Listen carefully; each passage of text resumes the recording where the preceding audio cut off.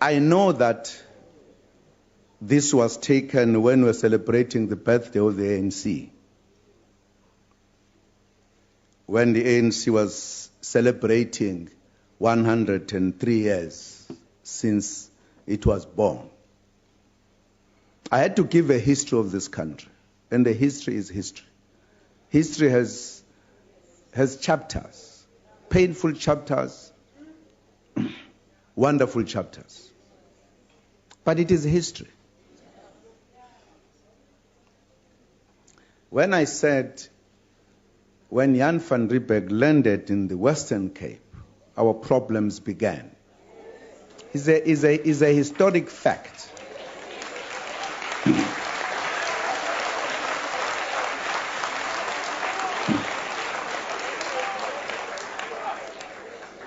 Now, I always avoid giving the details of the history. Well, it's not necessary.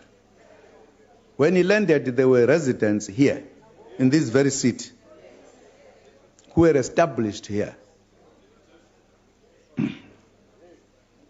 The Cohen son. They were living here, and they welcomed him warmly. And he established himself. They were together. Somewhere, somehow, a tension began. And there were wars that were fought. They were removed here forcefully from their area. Removed. And some of them went deep into the country, north, south, east. And the wars began because after the population arriving in South Africa grew. It is written down, it's not me concocting it. There were 8 major wars that were fought in the Eastern Cape.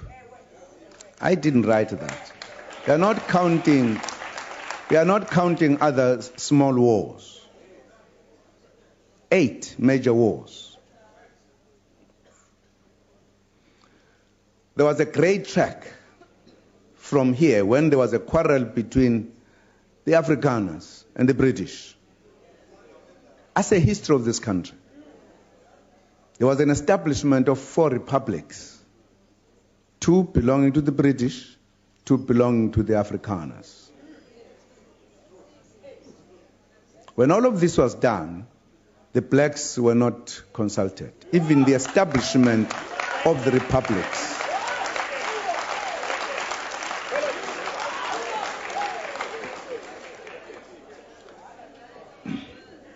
The clash between the Afrikaners and the British continued. There is no part of the country that there were no clashes. With the British, with the Afrikaners. Some are big and known, some are not known. The Zulus fought the British. And the major one was at Isandlwana. The Afrikaners fought the Zulus. And Ngome, what you call the Brad River.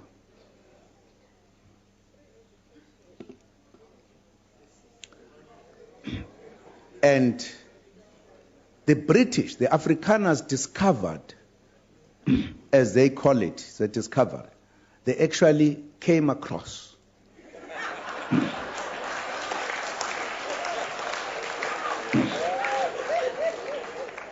mineral resources. And the British heard this, and they vowed to defeat the Afrikaners. And there was an Anglo-Boer war. As a history of this country. Very bitter war. We all participated on either side. Only now, when we are correcting history, we are calling it a South African war because we all died in that war. At the end of that war, the English-speaking and the Afrikaners met to negotiate and agreed the 4 republics should be combined. and took very important decisions. Where will the parliament be as part of compromises? It will be in Cape Town. Where will the administrative city, Pretoria? Where will be the judiciary? Orange Free State in Bloemfontein. And one of the decisions when these two met was that you will have, therefore, a Union of South Africa, the government who should be elected at all times, but the black people would not participate in that process.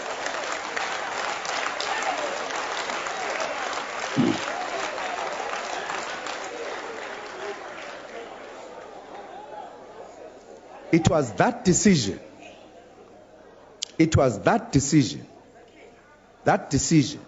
that made the black people to make a call to meet in Mangaung in Bloemfontein to discuss what we called the national calamity, that the indigenous people are not to be part of governing this country.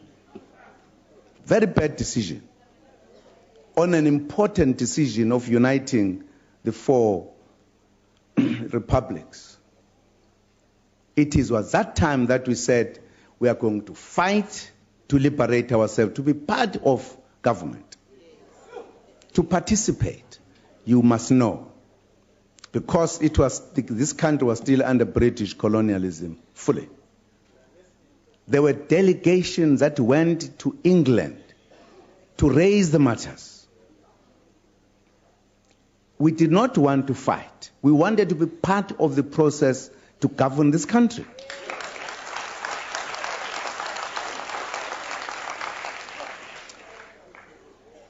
This now are the activities many years after the landing of Jan van Riebeek, who opened the way for them to be here.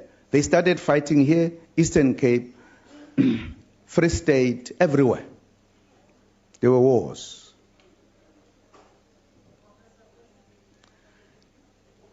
And again, after many years, we said, but what type of a country do we want? Because we must be clear, if we say we want a non-racial South Africa, what are we talking about? That's why the meeting in 1955, wherein everyone in this South Africa, including government, was invited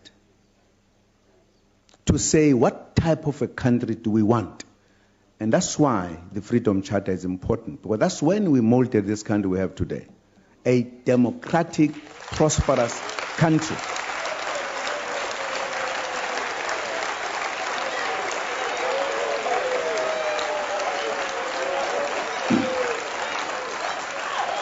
Important in that gathering is a preamble of the Freedom Charter. That is the basic policy of the ruling party, where we said, we the people of South Africa declare for all to know that South Africa belongs to all who live in it, black and white.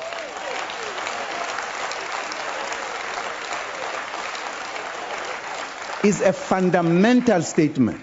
And we said, no government can claim authority unless it is based on the will of the people.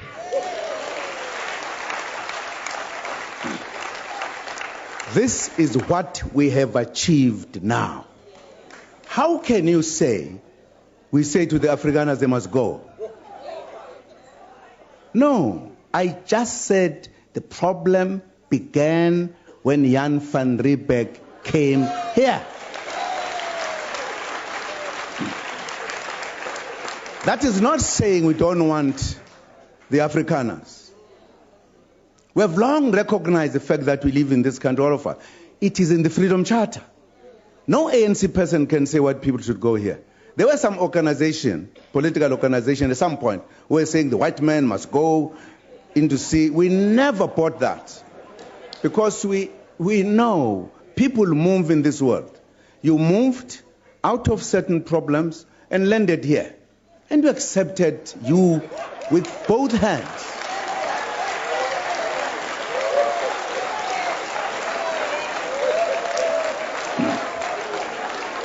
We are all South African citizens.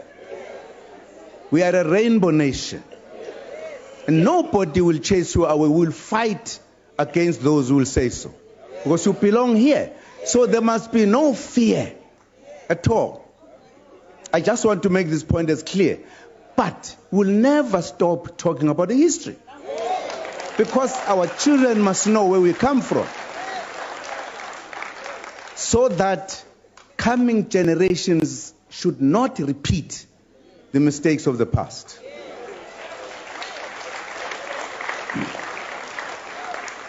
I thought it's important to make this point more clearer. Because when perhaps I make it in passing, people think that this man is racist. I would never be a racist. Never. I fight against those who suppress the minorities. I believe in what was said many times by our leader Mandela. When arrested by the white oppressors, he told them in court that I fought against white domination, I fought against black domination. I believe in the ideals where all of us will be equal, having equal opportunities in this country. That's what we believe in. That's what we believe in. What we do today as government is informed by those principles and policies. You can say many things. Many people can say things about us. That's why we don't worry at times when you call us names. We don't worry because we know what we are doing.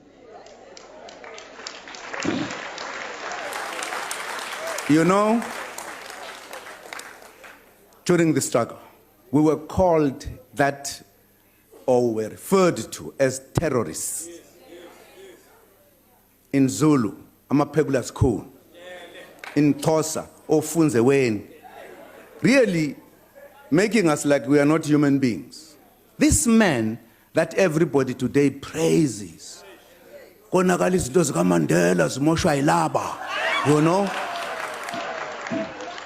was called terrorist number one. Sent to Robben Island, he served 27 years. Perhaps some of us just served 10 years, few years. 27 years. The best of his prime of his life he spent in Robben Island. And came out not angry, not bitter. And said, let us build our country. You know, we always keep quiet when those who imprisoned him praise him today.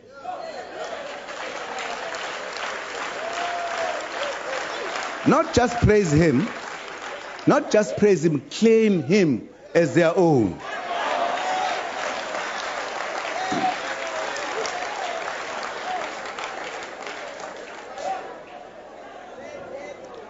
The insults that are being thrown at us today were thrown all the time. And I will deal with this matter when I answer questions next week. More strongly.